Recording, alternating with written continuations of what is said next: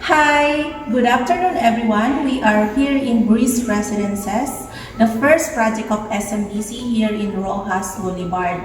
Actually, we have three projects here, which is the Coast Residences and also the Suns Residences na pre-selling. Itong Breeze Residences is ready for occupancy. Actually, yung ipapakita ko sa inyong unit is facing Manila Bay Sunset. Ito is finurnish din ni Patrick Rosales na partner ko kasi ako is direct SMPC. So, I'm focusing on selling. Para magkaroon din kayo ng idea dito sa unit. This one is a one-bedroom unit with balcony. Tara, check natin yung kinalabasan ng furnishing.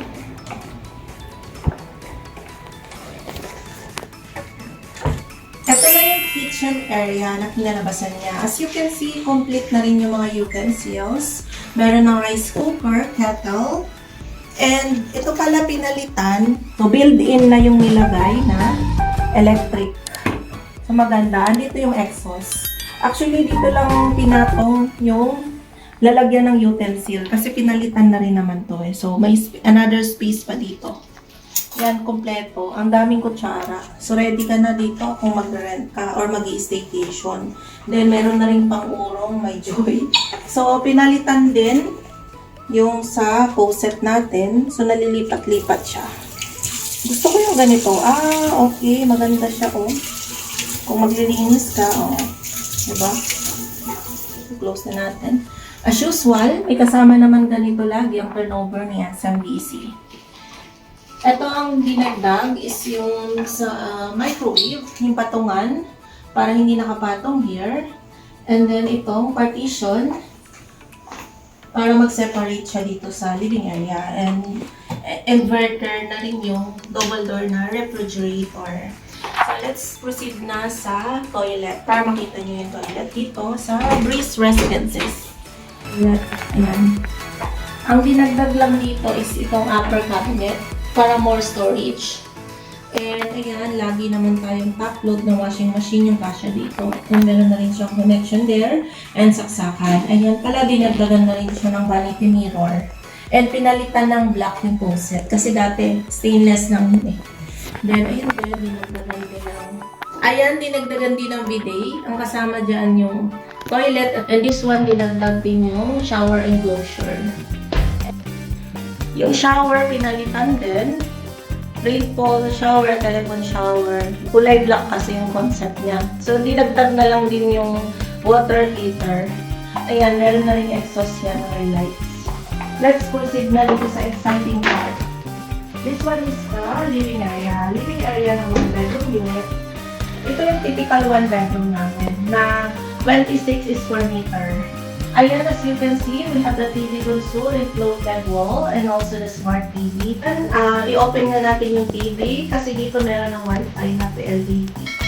So, nilagyan na rin siya ng lower cabinet there for more storage and also design.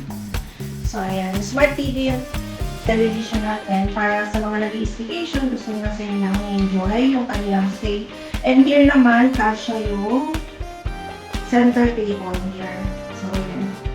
Para pag nanonood ka ng TV, meron kang patungan ng mga snacks. And also, dinagdagan ng carpet. And ito, sofa bed na merong 2 pieces of throw pillow. Maganda yung sofa bed, malambot siya. Very comfy. And also the dining, 2-seater lang, may nilagay na rin plato. Ayan. Maganda yung bag na to white and black. Okay, kasi may magkape. So, pwede habang umiinom ka nito, titingin ka doon sa sunset sa hotel. Or wine. Or mag-wine ka doon sa balcony. Maganda yan. And also the clock. Wala pa atang battery na hindi ka umaandar. Maganda yung clock dito. Parang magkaroon ng buhay dito. Color white lang. Very fake. And also, hindi mawawala ang ating mirror. Kumain na lang sa space. Color black. Maganda talaga yung mirror. Mas lalo siya naging wide lang dito sa gitna. And ito naman yung nilagay sa taas is yung ating mga lights para maliwanag here.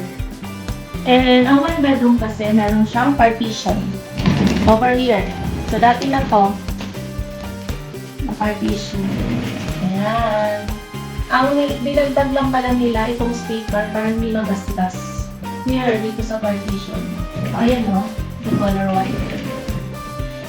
At yung partition may butas sa taas. Para pag i-close mo to, makakalaan pa rin yung ventilation ng aircon here. Going to the living area hanggang sa kitchen. Let's proceed na dito sa ating bedroom. Dito pala sa bedroom, double bed yung nilagay. Ayan. Then, may lights na rin para kung gusto mong matulog, para hindi ka na magdagdag ng lampshade. So, meron na siyang light here. And pag kinlose mo kasi yung lights, pwede ka nang matulog. Very cozy. And also, design there. Actually, may remote ang pala. So, ayun. And, syempre, nilagyan siya ng inverter na split type aircon. And here naman yung lights. Yan. Maganda talaga yung color na light color for the curtain. Ayan. And ito, meron siyang study table dito. Ayan, na may mirror. Pwede na rin balik mirror. So, maganda. And meron siyang saksakan for charger. Shout out pala kay Sir Paul na nagtiwala kay Patrick Rosales na magpa-furnish dito sa unit niya sa Breeze Residences. So, pag may mga clients na gusto magkaroon ng unit, you can trust us guys kung gusto niyo mag-avail hanggang furnishing, tutulungan namin kayo hanggang rentals. So, ayan. And also pala, itong ating cabinet.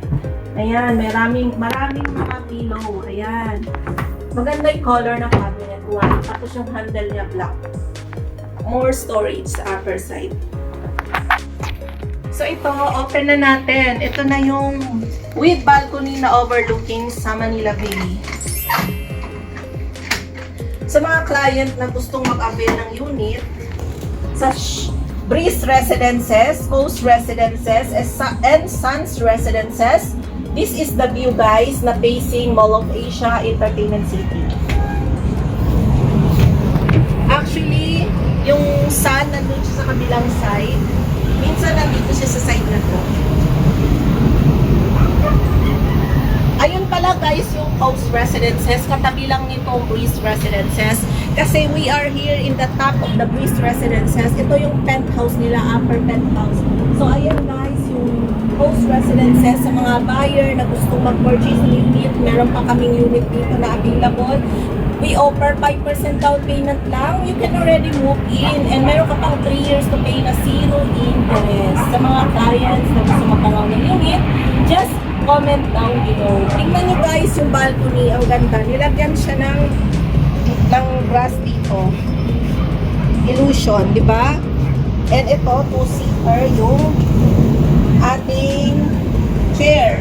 And kung umiinom ka ng kape dito, di ba? Very relaxing. Tapos nakatingin ka doon sila agad. Ayan.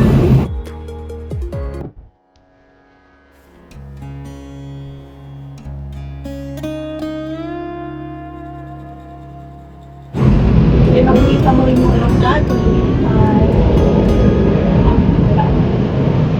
Tara guys, tingnan natin yung unit. And ipapakita ko sa inyo yung picture nitong unit na to para mak-appreciate nyo siya. Again guys, this is Ed's Realty Guide PH of SMBC International Sales. I've been working at SMBC for almost 11 years. Pag gusto mong mag-purchase ng unit, you can trust me. Kasi andyan din si Patrick Rosales na tumutulong sa akin sa after service sa pagpa-furnish ng unit. So this is the actual furnish na kami yung gumawa nito. So guys, thanks for watching. Don't forget to like, share, and subscribe my YouTube channel. And see you from my next vlog.